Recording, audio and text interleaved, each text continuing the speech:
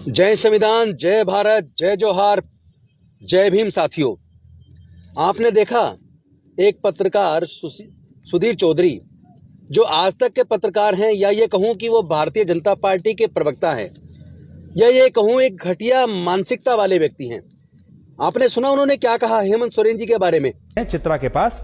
चित्रा, अब आप हमें बताइए कि हेमंत सोरेन बाहर आए या नहीं आए, और अब आज की रात उनकी कहां बीतेगी। उन्हें तो बहुत शानदार लाइफस्टाइल की आदत है, वो प्राइवेट प्लेन्स में चलते हैं, बड़ी बड़ी गाड़ियों में चलते हैं। आज उनके लिए एक तरीके से वैसा ही होगा जैसे वो 20, 30, 40 साल पहले वापस अपने किसी आदिवासी के तौर पर किसी जंगल में चले जाएं। आज की रात काफी मुश्किल होने वाली।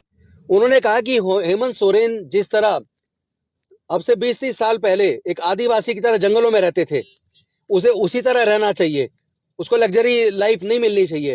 यानी कितनी घटिया मानसिकता है इन लोगों की आदिवासियों के बारे में। ये अनुसूचित जाति जनजाति पिछड़े वर्ग के बारे में इनकी मानसिकता इतनी घटिया है।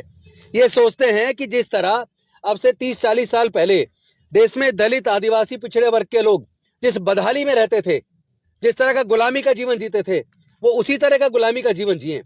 और दूसरी तरफ खुलेआम ये पत्रकार नहीं बल्कि बीजेपी के प्रवक्ता इन नकली टीवी चैनलों पर बैठकर, चाहे वो आज तक का चैनल हो चाहे दूसरे, चूंकि ये मुख्य मीडिया जो अपना आप को क्लेम करता है, ये बेसिकली मीडिया नहीं रहा, ये भारतीय जनता पार्टी के प्रवक्ता चैनल हैं।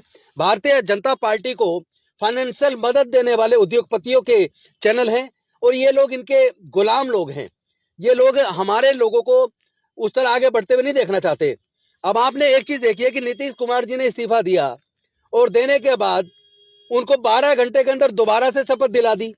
और दूसरी तरफ चेमई सोरेन जी ने 43 विधायकों के साथ परेड करके और एक लेटर के माध्यम से झारखंड के राज्यपाल से निवेदन किया कि आप हमें शपथ दिलाइए, हमारे पास पूरा बहुमत है। लेकिन 2 दिन से ज्यादा हो गए, आखिर झारखंड के राज्यपाल किस बात का इंतजार कर रहे हैं? क्या वो भारतीय जनता पार्टी के इशारे पर उन सारे विधायकों को तोड़ने के लिए भारतीय जनता पार्टी को टाइम देना चाहते हैं? क्यों सोरेन जी को बुलाकर उनका शपथ ग्रहण क्यों नहीं करवा रहे हैं? आपने देखा चंडीगढ़ के अंदर मेयर का चुनाव होना था, 20 वोट कांग्रेस और आम आदमी पार्टी गठबंधन के पास थे, और बीजेपी के पास केवल 16 वोट थे। आम आदमी पार्टी और कांग्रेस का मेयर बनना था, लेकिन जिस तरीके से एक बीजेपी के कार्यकर्ता को प्रेजाइडिंग ऑफिसर बनाकर 8 वोट आम आदमी पार्टी की उन्होंने इनवैलिड कर दी और मेयर बीजेपी का बना लिया। ये कब तक चलेगा? ये धोखाधड़ी, ये प्रजातंत्र को खत्म कर रहे हैं।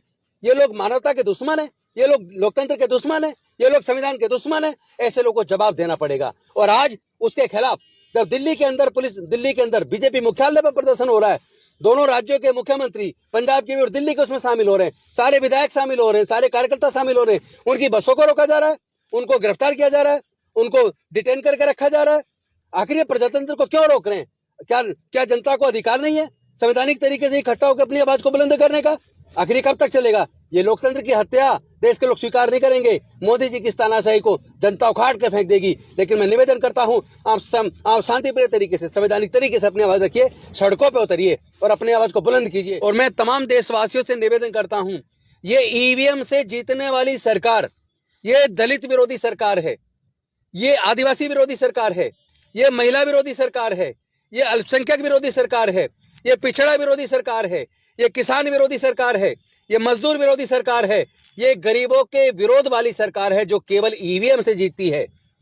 इन लोगों को जवाब देने का समय आ गया है, सड़क पर उतरने का समय आ गया है। संवैधानिक तरीके से, प्रजातांत्रिक तरीके से सबको सड़क पर उतरकर इस सरकार का जवाब देना होगा। और एक और मैं मांग करता हूं कि इस घटिया मानसिकता वाले पत्रकार सुधीर चौधरी पर तुरंत मुकदमा दर्ज करके इसको जेल में डालिए। इसकी जगह जेल के अंदर है। ये वही है ना जो ब्लैकमेलिंग के आरोप में जिसने पैसे लिए थे, जो जेल गया था, और ये दूसरों को सीख दे रहा है। ऐसे लोगों की जगह जेल में है। मैं समस्त देशवासियों से निवेदन करूंगा, इसके ऊपर जितना ज्यादा हो सके उतना ट्वीट कीजिए, उतना ज्यादा फेसबुक पे डालिए, और इस जातिवादी सरकार के खिलाफ न्यायिक तरीके से, संवैधानिक तरीके से अपनी आवाज बुलंद कीजिए।